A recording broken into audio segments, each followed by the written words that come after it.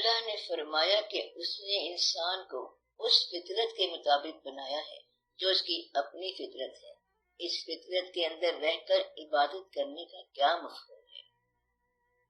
دیکھو، اللہ تعالیٰ کو یکساں زمانے پسند ہوتے تو اسے کون روک سکتا تھا؟ صرف ایک ہی زمانہ چلا آتا، یکساں زمانہ ہوتا اور یکساں طرز حیات ہوتی تو اسے کیا فرق پڑتا تھا؟ وہ جو اس نے تمہیں یعنی انسان کو تخلیق کا مظہر بنایا ہے تو تم اس کی کائنات کو دیکھو۔ اللہ کریم فرماتا ہے، میں تمہارا اللہ ہوں، میں نے آسمان بنایا تو تم آسمان کو دیکھو۔ اس نے دعوے سے کہا ہے کہ میں نے آسمان بنایا، میں نے زمین بنائی ہے، سورج چاند ستارے بنائے۔ اب جو کچھ وہ بیان فرما رہا ہے تم اس کا مشاہدہ کرو، حتیٰ کہ مچھر کی مثال بھی دی کہ دیکھو میں نے اس کو کیسے بنایا۔ اب اگر اللہ نے کہا کہ دیکھو میں نے اسے کیسے بنایا تو تم ضرور دیکھو۔ جب تم اس کے حکم کے مطابق اس کی بنائی ہوئی چیز کو دیکھ لو تو سمجھو کہ یہ عبادت ہے۔ اللہ فرماتا ہے کہ غور کرو کہ میں نے بچہ کیسے پیدا کیا اور اسے ماں کے پیٹ میں کیسے پالا۔ اگر ہم غور کرتے ہیں کہ اس نے بچہ کیسے پیدا کیا تو یہ عبادت ہے۔ کس ورائٹی میں اس نے کائنات کو بنایا، یہ دیکھنا عبادت ہے۔ کس طرح سیارے گردش کرتے ہیں اور کس طرح جمیل و جسیم نجوم فلک اپنے اپنے مدار میں گردش کر رہے ہیں، ان کو دیکھنا عبادت ہے۔ اللہ کریم نے جس چیز کے بارے میں کہا ہے اس کو دیکھنا عبادت ہے۔ سورج کو دیکھنا عبادت ہے، زمین اور آسمان کو دیکھنا عبادت ہے، دن اور رات کا فرق دیکھنا یہ عبادت ہے۔ اگر آپ کو سمجھ آ گیا کہ دن اور رات میں کیا فرق ہے تو پھر آپ کو عبادت کا مفہوم سمجھ آ گیا۔ آپ کی عبادات کے وقت سورج مقرر کرتا ہے، فجر، ظہر، عصر، مغرب، عشاء۔ سورج کی گردش سے پرے کا جو مقام ہے وہ اور ہی کہانی ہے، وہاں کچھ اور ہی واقعات ہیں۔ فطرت کا اس طرح مشاہدہ کرنا اور فطرت سے فاطر کی شان پہچاننا بھی عبادت ہے۔ قرآن مجید میں مختلف جگہوں پر اللہ کا بیان پوری طرح سمجھ میں نہیں آتا، اس میں کیا حکمت پوشیدہ ہے؟ اللہ کریم کا ارشاد ہے کہ میرے سمندر ٹھاٹھے مارتے ہوئے ہیں، ان کا آپس میں ملنا مشکل ہے۔ یعنی ہمیں بتایا جا رہا ہے کہ ذرا غور کرو کہ سمندر کون کون سے ہیں، یہ سب کیا ہے، تشبیہ کیا ہے اور تلمیح کیا ہے، یہ سب جان کر لطف آ جائے گا۔ اللہ کریم نے فرمایا کہ میں تمہیں آزماؤں گا موت سے، خوف سے، حزن سے اور مال کے نقص سے، اور ضرور ہم تمہیں آزمائیں گے ڈر اور بھوک سے اور مالوں سے اور جانوں اور کھنوں کے نقصان سے۔ اللہ کریم ہمیں فرما رہے ہیں کہ یہ جو نقص اموال ہے یہ تمہیں نقصان بھی پہنچاتا ہے اور تم پہ اثر بھی کرتا ہے، اور میں تمہیں آزماؤں گا، ورنہ اس کی اپنی ذات تو نقص اموال سے آزاد ہے۔ یہ باتیں ہمیں ہماری زبان میں اور ہمارے ماحول کے مطابق بیان فرمائی جا رہی ہیں۔ یہ اللہ کا بڑا احسان ہے۔ وہ کہتا ہے کہ مسلمانوں کے تشخص کے لیے اور ان کی مرکزیت کے لیے خانہ کعبہ بنایا ہے، ورنہ میں تو رہتا ہوں تمہارے دل میں، یا پھر میں رہتا ہوں لامکاں۔ اول تو میرا مکان لامکاں ہے، دوسرا تیرا قلب و جاں ہے، باقی یہ دیکھو کہ زمین پر خانہ کعبہ میرا نشان ہے۔ اس بات کو ذرا پہچانو کہ اللہ کریم کیا فرما رہے ہیں۔ اللہ کریم ساری باتیں آپ کو سمجھا رہے ہیں کہ یہ دیکھو کیا ہے، ان قوموں نے کیا کیا، یہ دریا ہے، پہاڑ ہیں، پہاڑوں کا ذکر ہو رہا ہے کہ میں نے پہاڑ بنائے، دریا بنائے، زمینیں بنائی۔ لوگ پوچھتے ہیں اس خبر کے بارے میں جس کے بارے میں انہیں اختلاف ہے، یعنی لوگ پوچھتے ہیں اس بڑی خبر کے بارے میں جس کے بارے میں یہ خود اختلاف رکھتے ہیں، اور یہ لوگ جان جائیں گے، بہت جلدی جان جائیں گے۔ آگے پھر اور بات بیان فرما دی کہ کیا تم نے دیکھا نہیں کہ میں نے پہاڑ بنائے۔ پہلی آیت میں خبر کے بارے میں بات ہو رہی تھی کہ لوگ پوچھتے ہیں کہ وہ خبر کب آئے گی جس کے بارے میں انہیں اختلاف ہے، یعنی وہ آخری خبر جس کے بعد اخبار بند ہو جائیں گے، وہ کب آئے گی۔ اللہ کہتا ہے کہ تمہیں معلوم ہو جائے گا، اور ساتھ ہی یہ کہتا ہے کہ کیا تم نے نہیں دیکھا کہ میں نے پہاڑ کیسے بنائے ہیں اور میں نے زمین کیسے بنائی، تمہارے لیے بچھونا بنا دیا۔ اب اس بات سے پہلی بات کا بظاہر کوئی تعلق نہیں رکھتا۔ لوگ تو خبر کے بارے میں پوچھ رہے ہیں جس کے بارے میں انہیں اختلاف ہے، یعنی قیامت کے بارے میں، اور جواب یہ دیا کہ جان جاؤ گے، اور کیا تم نے دیکھا نہیں کہ پہاڑ کیسے بنائے ہیں اور زمین کیسے بنائی، اور پہاڑ کو میخے بنا دیا اور تم کو میں نے جوڑا جوڑا بنایا۔ اب اس بات سے اندازہ لگاؤ کہ اس خبر کے سوال کا جواب کیا بنا۔ مفہوم یہ ہے کہ جب میں نے اتنا کچھ کر لیا تو میرے لیے قیامت کا دن لانا کیا مشکل ہے۔ یعنی کیا تم نے انہیں دیکھا کہ زمین کو بچھونا بنایا، پہاڑوں کو میخے بنایا اور تمہیں جوڑے پیدا کیا، رات کو لباس اور دن کو معاش کے لیے بنایا۔ اللہ نے نیند کو تمہارا لباس بنا دیا ہے، معاش کے لیے دن پیدا کر دیا۔ دن کو تم معاشیات کے لیے بھاگتے ہو، تم مجبور ہو، رات کو معاشیات سے آزاد ہو جاتے ہو، کٹ جاتے ہو، رات آئی تو پھر نیند ہے۔ یعنی کہ اللہ نے یہ کر دیا کہ رات پہ آ کے بات ختم ہوتی ہے۔ رات کو ایک طرح سے قیامت کا منظر کہتے ہیں۔ جس طرح تیرے دن کے ہنگاموں کی قیامت رات میں آ گئی ہے، اسی طرح تیری زندگی کے ہنگاموں کی قیامت بھی آ جائے گی۔ رات آنن فانن آ جاتی ہے اور انسان سو جاتا ہے۔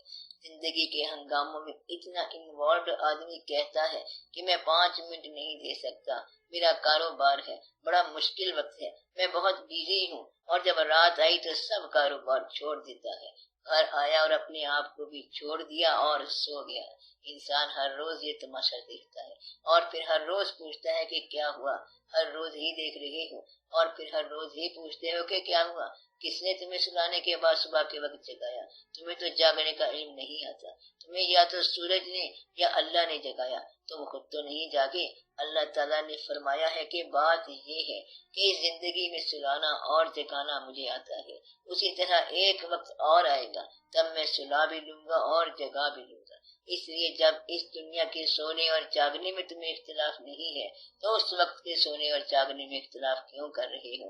وہ بھی میرا سلانا اور جگانا ہے۔ میں یوں سلا سکتا ہوں اور یوں جگا سکتا ہوں، اس میں تو کوئی اختلاف نہیں۔ اس دنیا میں سارے سو جاتے ہیں، سارے جاگ اٹھتے ہیں، اس دنیا میں سارے سو جاؤ گے اور سارے جاگ اٹھو گے۔ اختلاف کس بات کا؟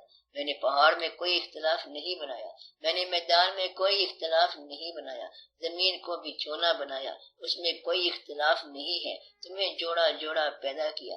بڑے سے بڑا انسان پہلی خواہش یہ کرے گا کہ بیٹا پیدا ہو، بسم اللہ بیٹا پیدا ہو گیا۔ اب کہتا ہے کسی اور گھر میں بیٹی پیدا ہو کیونکہ بیٹی کی شادی کرنی ہے۔ ہر چیز فطری طور پر ہوتی چلی جا رہی ہے، حوالہ صرف وقت کا ہے۔ جب وقت بدل جاتا ہے تو تمہارا مزاج بھی بدل جاتا ہے۔ تیرا مزاج بدل جائے تو انسان کہتا ہے کہ میں نے شہر چھوڑ دیا، حالات چھوڑ دیے، دفتر چھوڑ دیا اور سب واقعات چھوڑ دیے۔ دن کو کتنی مصروف سڑکیں ہوتی ہیں اور رات کو اتنی ہی ویرانیاں ہوتی ہیں۔ اس لیے اللہ کریم کہتا ہے کہ اب اس بات میں اختلاف نہیں ہے، تم دیکھتے جاؤ کہ کیا ہوتا ہے۔ جو کام مجھے پہلے مشکل نہیں لگا میرے لیے دوبارہ کیسے مشکل ہوگا؟ میرے لیے کیا مشکل ہے کہ ایک غیر ٹھوس لکوڈ یعنی مایا وجود میں ٹھوس ہڈیاں پیدا کر دوں۔ تمہیں اتنی سی بات سمجھ نہیں آئی کہ تمہارے اندر اتنا بڑا انقلاب کیسے آ گیا کہ ایک ایک دن بڑھتا جا رہا ہے، دراصل ایک ایک دن گھٹتا جا رہا ہے۔ تمہاری بینائیاں رینج سے باہر ہوتی جا رہی ہیں، تمہاری اولادیں تمہارے اختیار سے باہر ہو رہی ہیں، تمہارا حاصل تمہارے اختیار سے باہر ہو رہا ہے۔ انسان کہتا ہے کہ فلاں کام میں نے کیا تھا، بڑے لطف کا زمانہ تھا، اس سے بڑا سکون آتا تھا، اب سکون نہیں آتا ہے۔ تو تم نے یہ کیا کام کیا جس میں پہلے سکون تھا اب اس میں سکون نہیں ہے؟ تمہارے خیال کا سفر آسمانوں تک جاتا ہے اور تو خود چارپائی کے ایک کنارے پر پڑا ہوا رات گزار دیتا ہے۔ یہ کل کائنات ہے تمہاری، تو پھیلتا ہی چلا جاتا ہے، بات کرتا ہے تو بات ہی کرتا چلا جا رہا ہے، جب سو جاتا ہے تو سب گواہیاں ختم ہو جاتی ہیں اور سب سفر ختم ہو جاتے ہیں۔ اس لیے اللہ کہتا ہے کہ اس بات پہ غور کرو میں نے کیا بنایا ہے۔ میرا مطلب یہ ہے کہ اللہ کریم انسانوں سے انسانوں کی بات کرتا ہے۔ اگر وہ اپنی خدائی زبان بولے تو تمہیں خدائی زبان کیسے سمجھ آئے؟ پہاڑ نے پہاڑ سے کیا کہا اللہ بہتر جانے، دریا نے دریا سے کیا کہا اللہ بہتر جانے۔ یہ دریا جو ہے سمندر کے پاس پہاڑ کا کیا پیغام لے کے جا رہا ہے اللہ بہتر جانے۔ ساگر جوش میں آیا، اس نے بادل بھیجے اور پھر پہاڑ سے اس کا پیغام لے کے سمندر کی طرف چل پڑے۔ ان سب کے الگ پیغامات ہیں، اس لیے ان باتوں کو پہچانو۔ خالق ایک ہے اور وہ اللہ ہے، اور پہاڑ، دریا، میدان، بادل، سمندر اور اتنی ورائٹی کو پسند کرنے والا اللہ، شاہین، گدھ، الو، فاختہ، شیر اور ریچھ سے لے کر گیدڑ تک سارے جانور پیدا کرنے والا، یعنی اتنی ورائٹی پیدا کرنے والا، انسانوں میں یکسانیت پسند کر سکتا ہے؟ اس لیے وہ عبادت جو یکساں ہے وہ ایک خاص وقت کی عبادت ہے کہ عبادت کر لو اور پھر بعد میں اپنی اپنی ورائٹی کا تحفظ کر لو۔ وہ جو عبادت ہے وہ تمہارا ذاتی تشخص ہے۔ اب ورائٹی کا تحفظ، اپنی شخصیت کا تحفظ کرنا بھی عبادت ہے۔ میرا مطلب ہے کہ یہ بھی عبادت ہے کہ نصیحت کرنے والا نصیحت نہ چھوڑے، ماننے والا مانتا ہے کہ نہیں مانتا۔ تو اپنی بات کر، آپ کو اللہ نے علم دیا ہے، آپ علم پھیلائیں۔ وہ شخص جو آنکھوں والا ہے، جب وہ دیکھتا ہے کہ اندھا کنویں کی طرف جا رہا ہے تو اس وقت اگر وہ نہ بولے گا تو عبادت سے محروم ہو جائے گا۔ تو آنکھوں کی عبادت یہ ہے کہ اندھے کو کنویں سے بچایا جائے۔ اس لیے آپ اپنی صفات کو اگر انسانوں کے حوالے سے ان کی خدمت میں لگا دیں گے تو یہ کیا ہوگا؟ عبادت۔ کچھ لوگ زمانے کو اپنے لیے استعمال کرتے ہیں اور کچھ لوگ خود کو زمانے کے لیے استعمال کرتے ہیں۔ جو خود کو زمانے کے لیے استعمال کرتے ہیں وہ عبادت کرتے ہیں، اور جو زمانے کو اپنے لیے استعمال کرتے ہیں وہ بغاوت کرتے ہیں۔ کچھ لوگ اللہ سے مانگتے ہیں اور کچھ لوگ اپنے آپ کو اس کے سامنے پیش کر دیتے ہیں۔ اس لیے یہ زمانہ جو ہے اس نے ایسے رہنا ہے، اس میں تم نے کچھ حاصل نہیں کرنا۔ میں بار بار یہ مثال دیتا ہوں ایک بڑھیا کی، کہ بڑھیا بیٹھی رو رہی تھی کہ وہ آدمی میری گٹری لے گیا۔ اس نے کہا پھر روتی کیوں ہے؟ کہتی ہے روتی اس بات پہ ہوں کہ اس نے گٹری مجھ سے اٹھائی اور آگے جا کے پھینک دی اور خود غائب ہو گیا۔ جب پھینکنی ہی تھی تو چھینی کیوں؟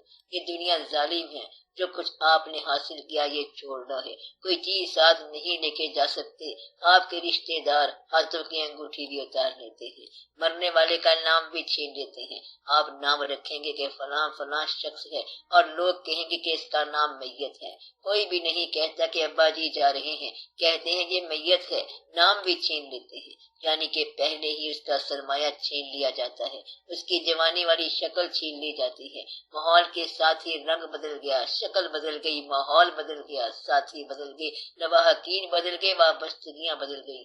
لوگ بڑے بےتاب ہوا کرتے تھے اس کے آنے کے لیے، اور اب بڑے بےتاب ہیں اس کو لے جانے میں کہ میت کو دیر ہو رہی ہے۔ جدائی نہ برداشت کرنے والے پیارے اس کو اللہ کے سپرد کر کے آ جاتے ہیں۔ بس یہ ہے قصہ انسان کا۔ اب عبادت یہ ہے کہ وقت کو پہچانو، میت کو لے جانے سے پہلے استغفار پڑھو، یہ عبادت ہے۔ جو فرائض ضروری ہیں ان کا پورا کرنا عبادت ہے، تو اصل عبادت یہ ہے۔ جو فرائض ضروری ہیں ان کا پورا کرنا عبادت ہے، تو اصل عبادت یہ ہے کہ انسان اس فطرت کو پہچانے